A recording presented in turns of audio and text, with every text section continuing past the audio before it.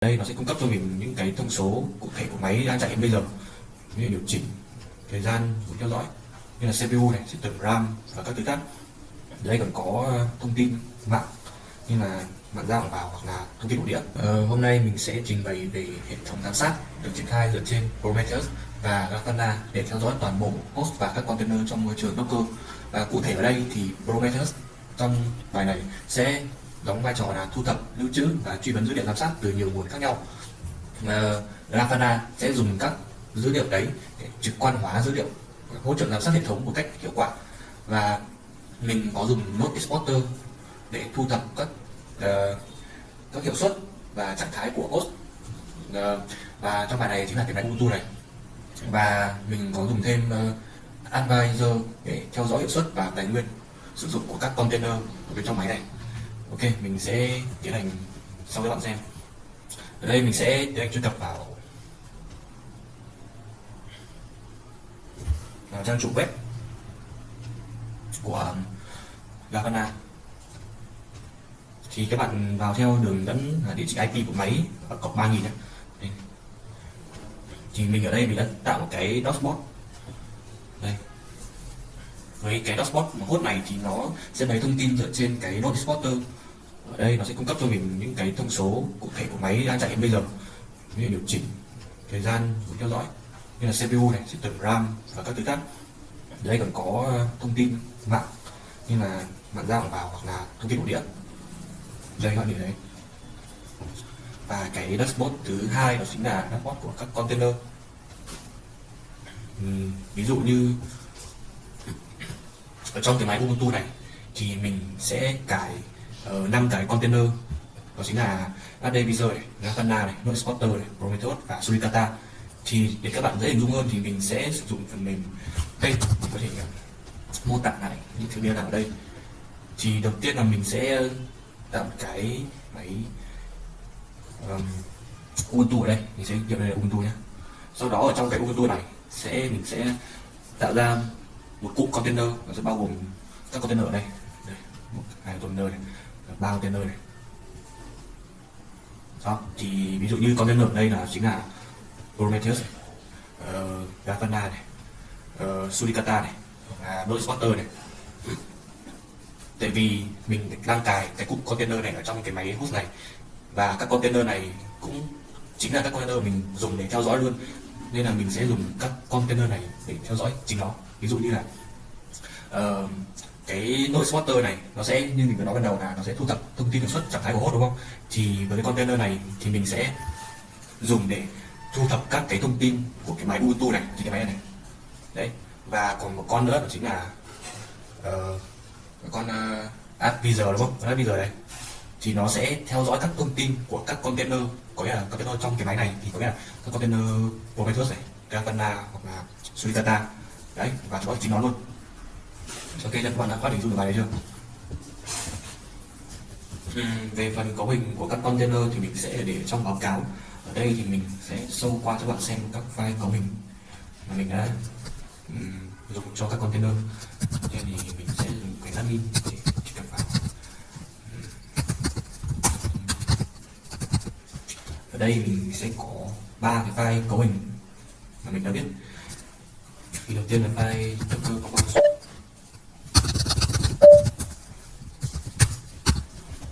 Thì ở đây sẽ có các cái service như là Prometheus, Grafana, Node Exporter, Suricata này. Đó. Và ở đây mình cũng có giới hạn tài nguyên cho các container này. Ví dụ như là cái Prometheus này sẽ chỉ dùng giới hạn RAM tối đa của nó là 500 MB và CPU tối đa là 5% cái CPU của cái máy này. Hoặc là ví dụ như bên dưới đây, RAM của cái Grafana là 100 MB và cái CPU là 1,5. Vì giới hạn như thế thì các cái container này nó sẽ không chiếm các tài nguyên, quá nhiều tài nguyên của cái máy chính của mình. Ví dụ như mình không giới hạn thì cái không giới hạn và cái Prometheus nó phải chạy nhiều tác vụ cùng lúc thì RAM nó phải tăng lên khá là cao, đúng không? Và nếu tăng lên thì mấy cái container khác nó sẽ không có đủ cái tài nguyên mình cần để chạy, nên là mình cần giới hạn lại các cái container, giới hạn tài nguyên của các container này khi mà mình mua chúng. Ok, mình sẽ vào file Prometheus. Đây là file cấu hình Prometheus của mình. Nó sẽ có hai cái nguồn dữ liệu nó lấy, đó chính là Dog Spotter và AdVisor. Đây. Tiếp đến là file Suricata.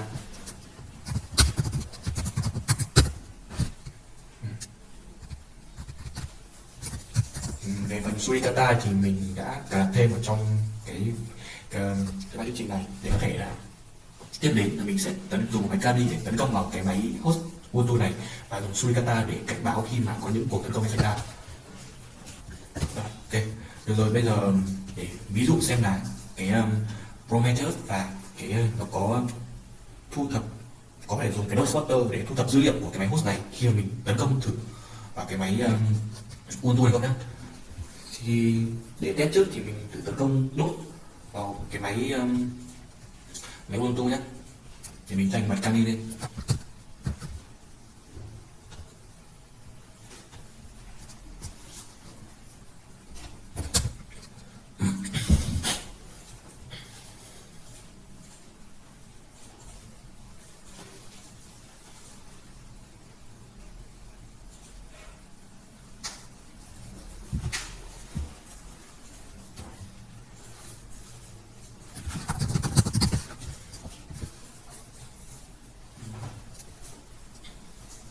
Ok, được rồi, vậy là máy đã bật thành công.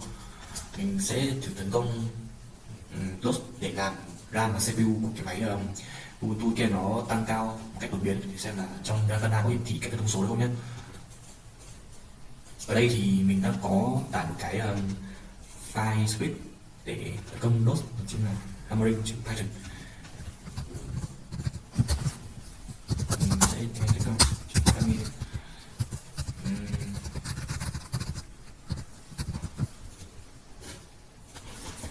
mình sẽ truy cập vào phần download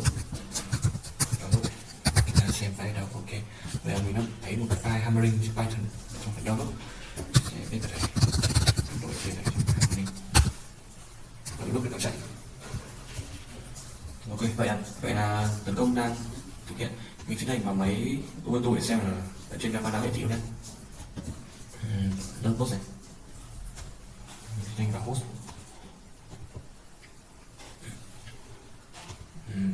Chuyện đây là 5 phút này. Ok, bây giờ sẽ đợi lúc xem là các thông số như CPU và system ở đây có tăng lên cách đột biến không nhé.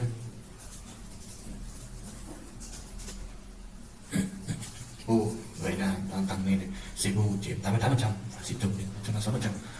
Mình tiếp tục loát nhé.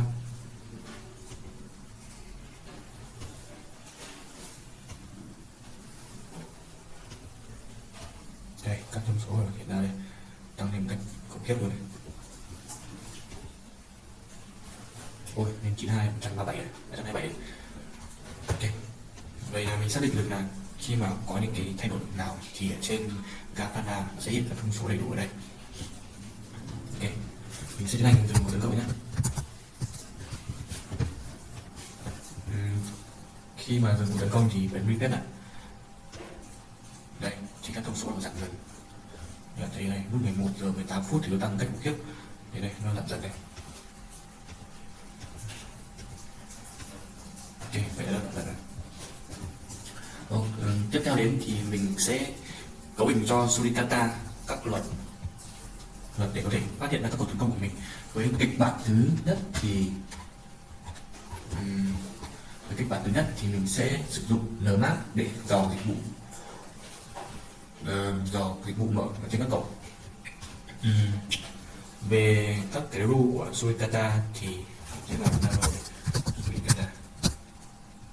Mình đã có tặng cái file mà rule custom.rule. Ok, về cái bản thứ nhất thì mình đã tạo một cái rule như này. Đó.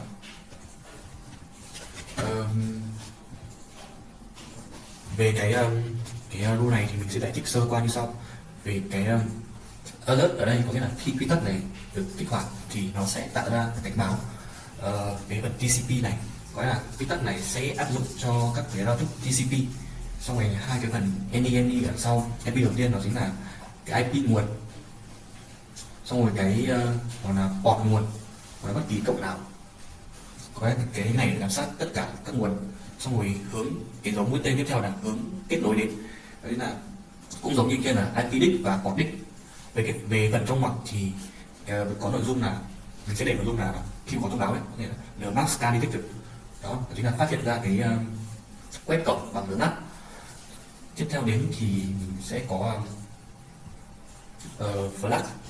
Cái phần flag S ở đây thì có nghĩa là nó chỉ đọc các gói TCP có cờ là SYN.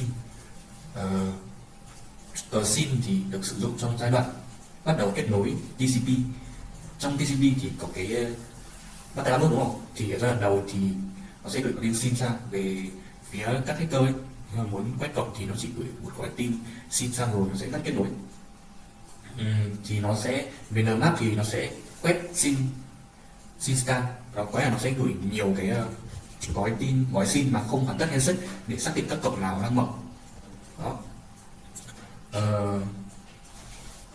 Đại khái là cái rule nó sẽ là như thế. Bây giờ mình sẽ thử quét Nmap ở trên cái máy này để xem là nó có hiệu quả nhé. Okay. Về phần IP của cái máy này thì mình sẽ cho các bạn xem IP. IP của máy có địa chỉ là 192.168.196.143. Vậy là mình xác định địa chỉ IP của máy. Mình sẽ hành quét Nmap. Mình sẽ quét qua nhé, quét từ cổng 1 đến cổng 1000 nhé. Sau khi quét xong thì mình sẽ phát hiện ra là nó sẽ có hai cái cổng đang mở, một là cổng 22 và tiếp là cổng 80 chạy HTTP này. Thì sau khi đã quét xong thì theo như dự tính thì các cái rule này sẽ phát hiện ra là đang có hoạt động quét ở trên máy này. Mình cái này nhớ gì nhé. Rồi. Mình sẽ tiến hành vào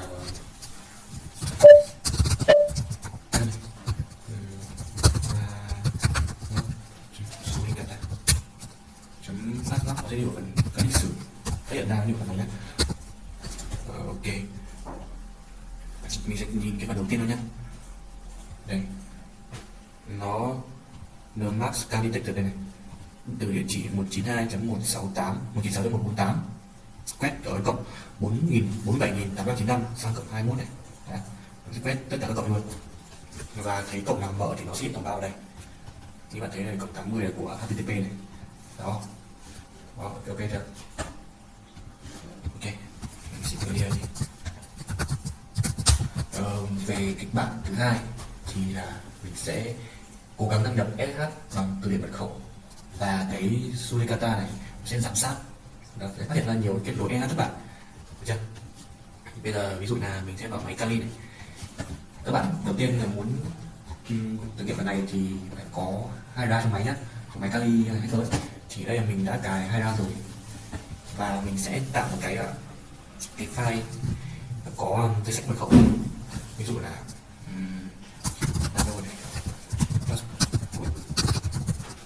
đây mình cài hai RAM ra nhé. Sudo các bạn apt update cập nhật lên.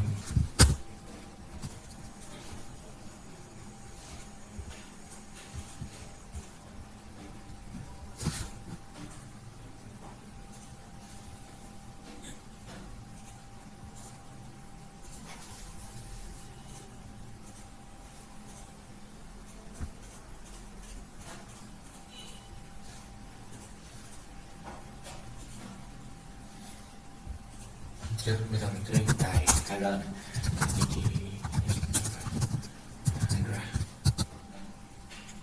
Ok, vậy là file hai ra đã có thành công. Bây giờ thì các bạn cần một cái file chứa các mật khẩu có sẵn để nó dò mật khẩu ấy. Nếu mà trùng cái mật khẩu nào trong cái sách đấy thì nó sẽ dừng lại. Và ở đây thì qua tin tải trên mạng hoặc ở đây mình để tạo cái file không bất kỳ, mình đặt là password này. Ra đây là vì đó, mình ra rất là nhiều mật khẩu. Đó, mình sẽ đi vào đây. Ok, sau khi đã có cái file mật khẩu đấy thì mình sẽ tiến hành gõ lệnh là hide. Ở phần này thì các bạn sẽ để file của mình vừa mới tạo nhé, file tên password đúng không? Và đây sẽ là tài khoản của cái người dùng đấy. Đây là phần đây tài khoản của người dùng trong cái máy Ubuntu này. và ở phần sau chính là địa chỉ IP của cái để dùng đấy. Thì anh chạy này. Sau khi được khoảng một lúc thì đây nó đã phát hiện ra cái mật khẩu trùng khớp với cái mật khẩu ở trong cái máy Ubuntu của mình có trong danh sách. Nếu mà không có thì nó sẽ cứ quét đấy, quét nào hết cái danh sách đây thôi. Có thể có mật khẩu đấy hoặc có thể không, nhưng mà trong sách đấy là thường trên mạng nó sẽ gồm tất cả các mật khẩu phổ biến là tầm vài triệu mật khẩu gì đấy. Thì ở đây mình chỉ tạo thử cái file danh sách có mật khẩu của mình thôi. Đây, mật khẩu là A này, password là chung này. Mình thử đăng nhập vào nhé. Mình sẽ tiến hành khoản máy này để xem là có đúng không. Chưa, nó khóa. Đây, tài khoản người dùng là chung này, password là A này. Được. Ok, bạn thấy được. Như vậy là mình đã nhập thành công vào cái máy Ubuntu. Và để xem là ở trong máy Ubuntu có phát hiện ra là khi mà mình tấn công Bootstrap như này không, mình sẽ bật câu lệnh cat và log suy đặt phát nhé. Đây, nếu bạn thấy thì ở đây nó đã phát hiện ra đó, 6 tháng 2 này, phát hiện ra là đã có một cuộc tấn công Bootstrap SSH được phát hiện từ cái địa chỉ IP là 192.168.196.48 này ở cộng này đến cái địa chỉ của mình này ở cộng 22 đó. Và cộng 22 ở đây thì như mình vừa mới quét nmap thì là cộng SSH đó, sẽ tấn công vào cộng đấy thông qua SSH nhé. Tiếp theo ở trong kịch bản thứ ba thì nó sẽ có tình huống là mình sẽ tải một cái mã độc web shell để chiếm quyền điều khiển của cái máy Suricata, cái máy ở cái máy Ubuntu này. Thì đầu tiên làm như thế thì mình cần phải tạo một cái gì nào? Đầu tiên làm như thế thì mình cần tạo một cái file shell với cái nội dung ví dụ như là tra câu lệnh UIMI ở trong máy Ubuntu này. Thì đầu tiên là mình sẽ tạo cái file đấy shell này .php đó, thì với cái nội dung là như thế này.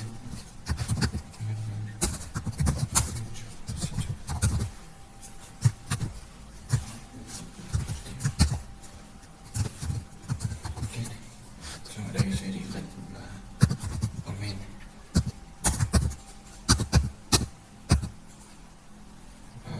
phần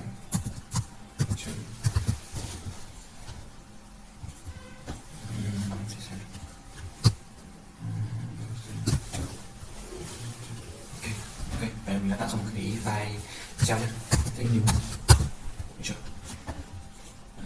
Và tiếp đến để trên máy Ubuntu này có thể nhận được cái file này thì đầu tiên là mình cần phải cài cái web server như là Apache để có thể chạy file web shell đấy.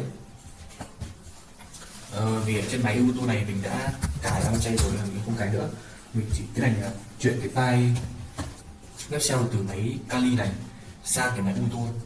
Thì câu lệnh chính là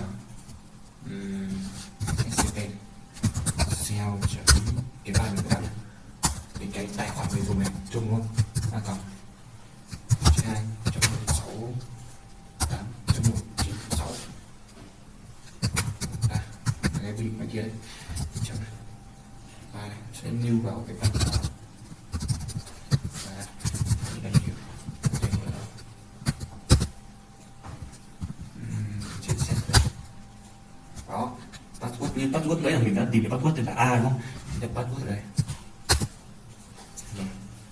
Như bạn thấy là mình đã tải thành công cái file web shell đấy lên cái máy Ubuntu. Thì đây,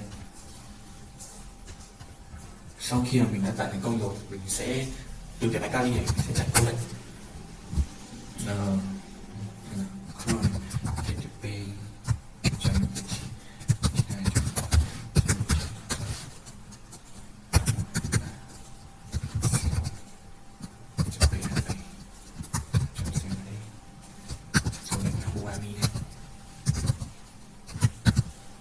mình sẽ chạy câu lệnh này để nó gửi yêu cầu chạy lệnh UAMI qua web shell ở trên cái máy Ubuntu này. Ok, bây giờ mình sẽ vào máy Ubuntu để xem kết quả nó đã là chưa nhé. Đây, như các bạn chỉ thấy thì nó đã phát hiện ra một cái phần mềm malicious web shell detected này. Khi phát hiện ra thì nó sẽ chặn luôn cái phần mềm luôn. Đó, cái Suricata sẽ tự chặn cái luôn. Cái Suricata phát hiện ra là có một yêu cầu HTTP trừ cái mã độc đấy như là sell.php cô là learning ấy, xong rồi ghi lại kết mã trong cái file này, xong rồi chặn luôn cái đấy. Ok, như vậy là mình đã kết thúc phần trình bày của mình. Cảm ơn.